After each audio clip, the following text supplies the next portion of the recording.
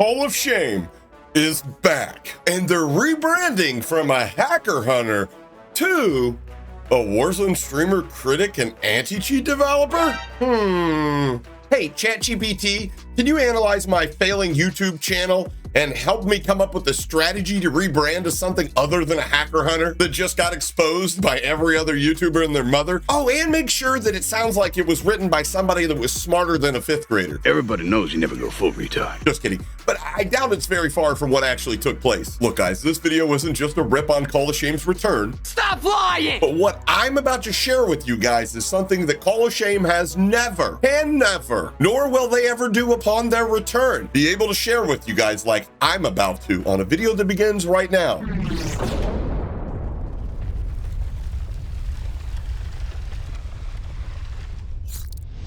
What's up? What's good, YouTube? Hope all is well, and welcome back to the channel. I'm ItsHapa, and I don't know if you guys have been living under a rock or heard, but recently Call of Shame got completely exposed for all of the lies they've been telling for years. Lord have mercy, I'm about to bust. Now, most of y'all know I've been on Call of Shame's ass for years now, or at least ever since they used to reach out to people like me and Bad Boy Beeman asking for advice on specific clips, asking if they look sus or not. And a lot of the time we'd actually point out to them why the clips weren't sus, only for Call of Shame to use them in a future video and use the information we gave them to cover up any indicators that the clip was not sus at all. That's called manipulation, and essentially it's lying to your audience. And this wasn't just a one-off. They have been full of shit since day one. I've got an entire playlist of videos I've made exposing them, their fake clips and their fake anti-cheat softwares. But only after many other creators, many larger creators in fact, decided to take a look and subsequently expose Call of Shame's fake clips, all the lies they told their audience, and their entire grifting channel. Now they've decided after about a month that they're gonna make a return, as if any of us have forgotten. I mean, maybe their core audience might have forgotten, you know, the ones that are legally required to wear a helmet when they go out into public, because I'll be honest, ain't none of us forgot. But I guess the actual number of subs that really is the true to the core Call of Shame fan, or as we call them,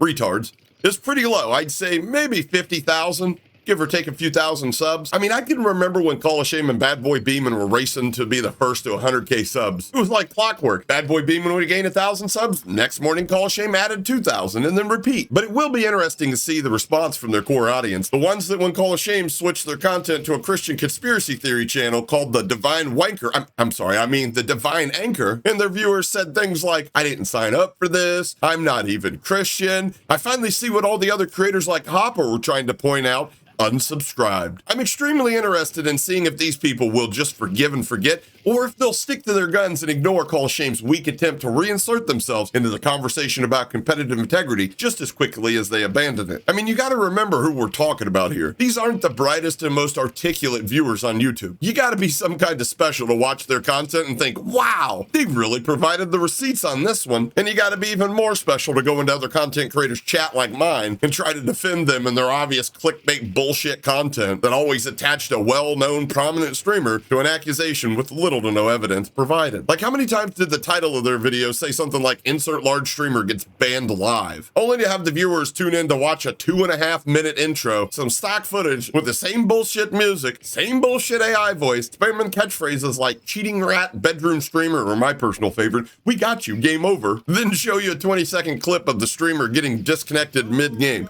I'm here to tell you that's a shadow ban, not a permanent ban, because they've been reported too many times, which is essentially what leads to a shadow ban. No review is going to take place on that streamer. It's literally an automated timeout. It's not even close to an indication of whether or not somebody's cheating. I personally know a 0.8 KD player that back in MW3 only used a riot shield and Tomfus, and he stayed shadow banned because everybody hates being killed by the fucking loser rocking a turtle shell. Hell, I'm even guilty for reporting somebody like that for camping the stairs and owning me on Vondel. Did I think they were cheating? No. It pissed me off. And a permanent ban will literally disconnect you and pop up on the screen and say, you've been permanently banned from the Call of Duty servers. And those come from detections of cheat software and only happen once the detection window is open, and only once they open a detection window recording hardware ID serials and then finally push out the bans in a wave, hence the term ban wave, will they get banned. Something you would never learn watching a Call of Shame video. Their video stood to point a finger at somebody as a target to the hatred of their viewers who only tune in to Call of Shame's content to confirm their viewers' biases that nobody could possibly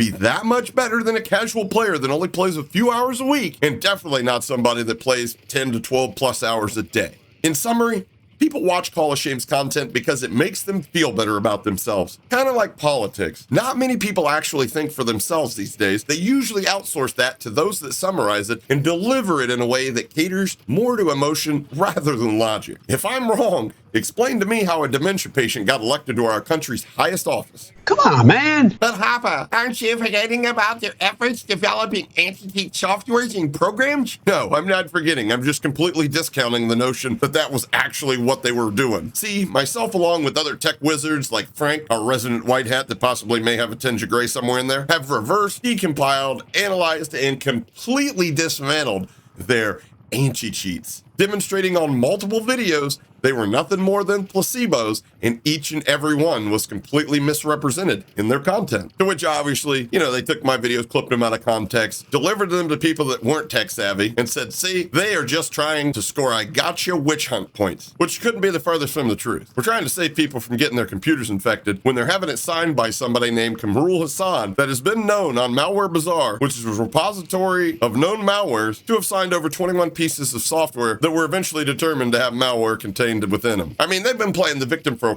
quite some time now. It all started when they invited me to invite a cheat provider to put their first fully functional anti-cheat through its paces live on my stream. Hell, they were even in my stream answering questions about the product until the cheat devs started running things that Call of Shame showed in their video the anti-cheat actually detected. And surprisingly, not really surprisingly, but their anti-cheat didn't detect jack shit. It didn't detect any of the things that Call of Shame claimed it detected. Call of Shame showed it detecting Phantom Overlay, while the cheat developer had a fresh build, an old build, and Guardian Defender didn't detect anything. Then Call of Shame made a video about how I betrayed them and broke their trust by demonstrating the anti-cheat live as it was closed beta, and I didn't have permission to share it publicly, even though I showed the DMs between myself and Call of Shame showing they clearly knew I was going to test it live, even saying, let us expedite the upload of the software so you'll have it in time for your live stream. Funny story about Call of Shame.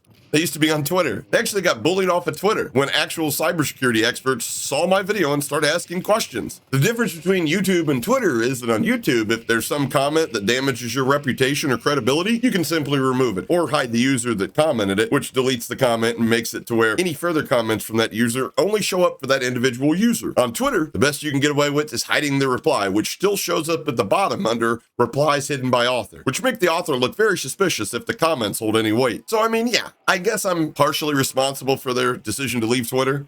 You're welcome. I wonder if they, or at this point when they come back, because that's sure as hell what it looks like's happening, I wonder what their excuse as to why they left will be. I've heard a lot of people say they'll claim somebody else on the team, hijack the YouTube channel, but that wouldn't make sense because in their last post, they said that it was a one-man operation. Some people have even speculated that they'll come back and say, hey, we were hacked, and the process in recovering a YouTube channel takes a bit of time, which is true, but likely not the case here. If they were smart, they'd make a post or a video about how they couldn't in good consciousness leave the community hanging like they did. That in their absence, they realized God was calling them to be even stronger and go even harder on these dirty, cheating rats. And then they'll just post a new video with a new intro template and a different outro. Who knows? Maybe they're maybe a new AI voice. Maybe they'll drop the whole AI girl voice bit or the Supergirl act after they got called a PDF for using it after other creators discovered it was actually the AI voice of a little boy pitched up to sound like a little girl. Yo, imagine that they got popped for trying to create AI prawn of a certain variety. I wouldn't put it past them, to be honest with you. So anyways, to summarize, Call of Shame's coming back and likely is going to be more of the same. Guess they missed the ad revenue or something, and I just did something that Call of Shame